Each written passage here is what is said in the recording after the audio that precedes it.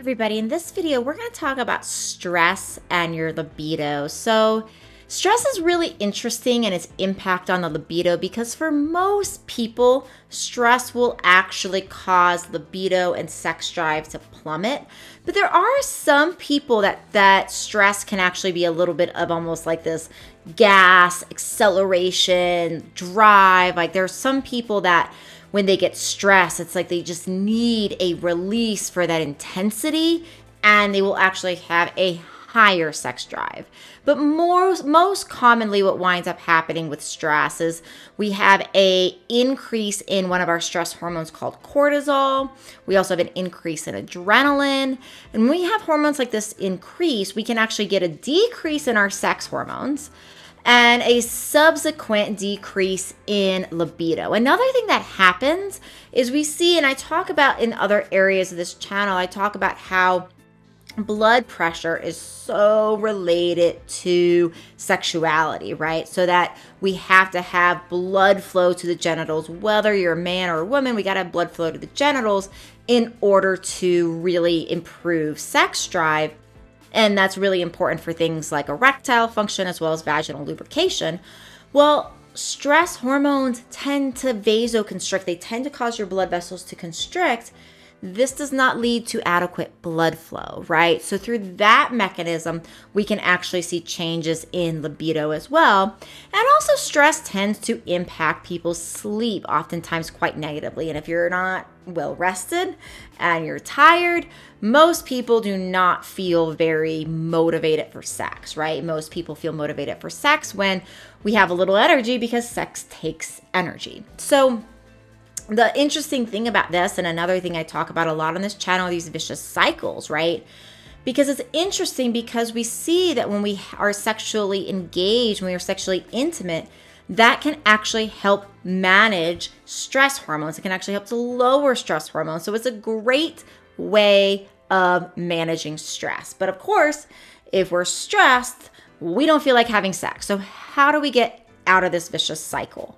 So I like to approach this from both angles, meaning let's work on the stress, and I'm going to talk about some of those things, but let's also work on libido, and I'm going to talk about things and ideas to work on libido even when you don't feel like it, right? So from a stress perspective, we want to talk about body and mind. Body-wise, we can support the stress hormones by using things like DHEA. DHEA is a stress hormone. It's also a precursor to other hormones like testosterone and estrogen. Many people do really well when they supplement with DHEA. It's good to get your DHEA-S levels tested first in your blood to see where they're at before you supplement. This is a very easy test to get. Remember, if you ever have problems with lab testing, you can always order direct to consumer by the lab testing link you can find in my show notes. So always remember that is a resource for you as well. Okay, so libido. So as far as stress hormones, so DHEA, the other thing you can do is you can use things like ashwagandha, rhodiola, ginseng. These herbs are called adaptogens. Adaptogens work by helping the brain actually signal the appropriate amount of stress hormones again. So it's the easiest way of explaining what adaptogens do in herbs in this family, this category, is that they really help the brain see the problem in the body and respond appropriately to fix the problem, right? That's what these herbs are doing.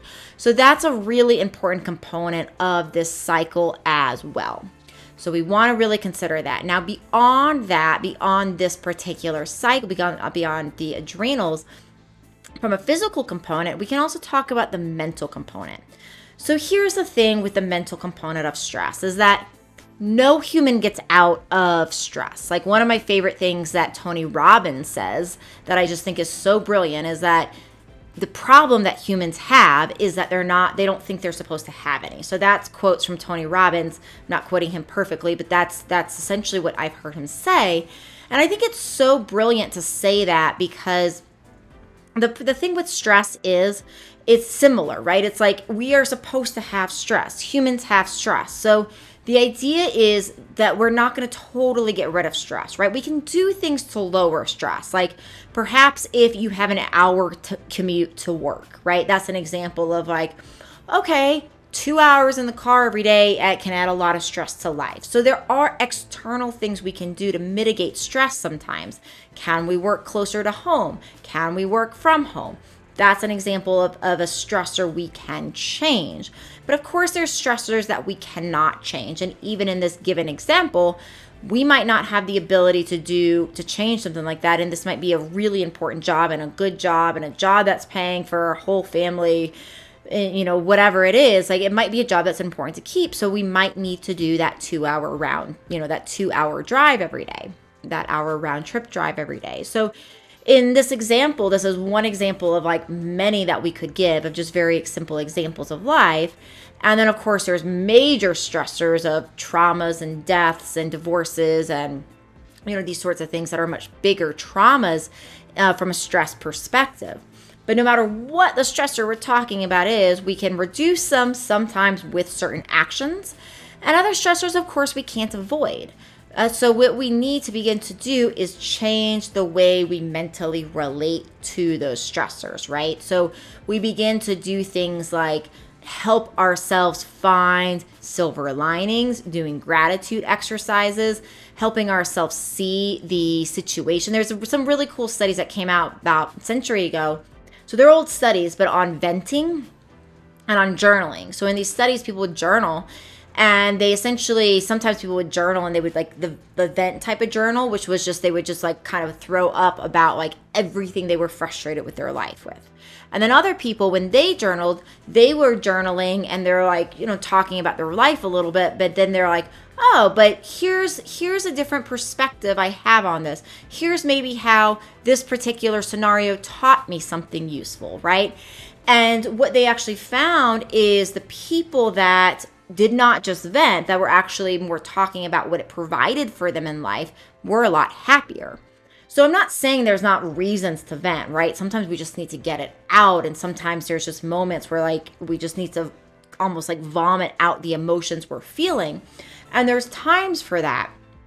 So it's not that these things are necessarily good, bad, or right, wrong. The problem is that we can get stuck in certain places.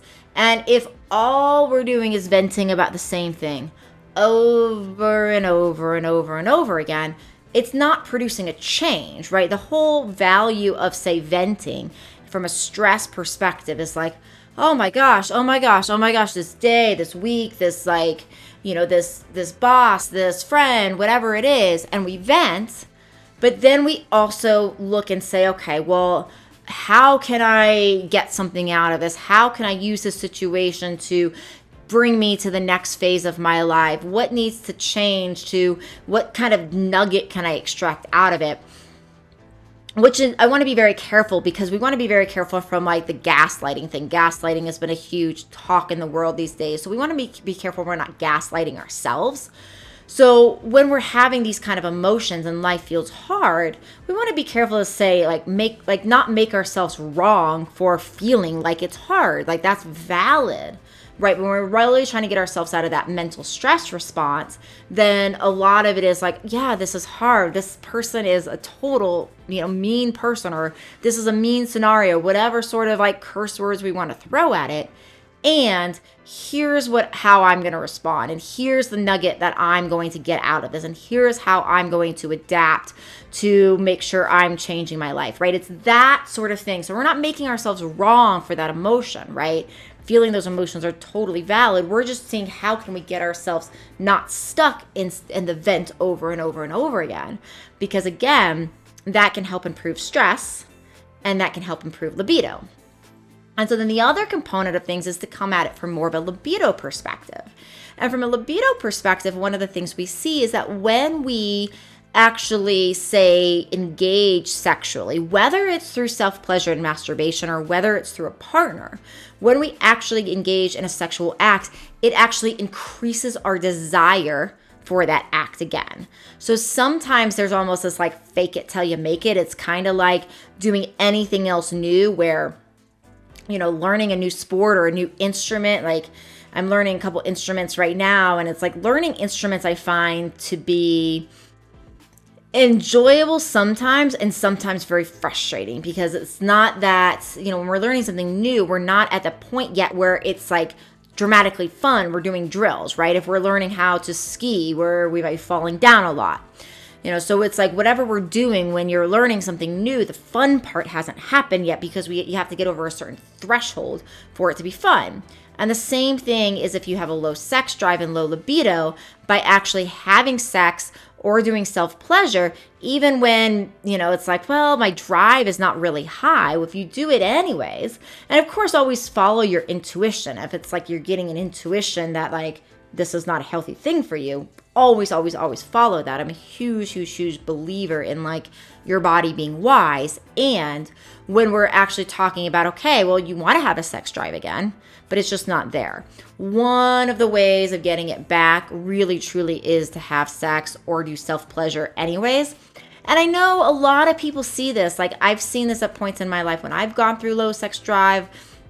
A lot of other people that I've talked with have seen this too, that sometimes you might not feel like having sex, and then when you start 5 minutes into it, it's like, oh, this is pretty fun. Why was I resisting this, right? So sometimes even in the moment of that sexual act, it's just getting started and getting over the fatigue or the hump of whatever it is, the stress, and getting started can also bring out that drive. So really to kind of conclude this, to get out of that vicious cycle of stress, low libido, not managing stress, low libido, to get out of that cycle, we can come at it both from like, let's help libido by really attending to it, and then let's help stress by working with the mind, by changing our relationship with stress, and by working with those stress hormones to really help you in that regard as well.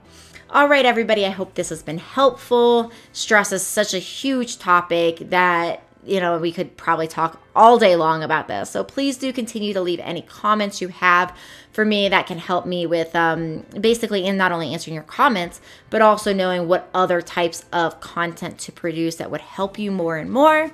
Again, I'm Dr. Diane. Please do subscribe. I'll see you in the next video.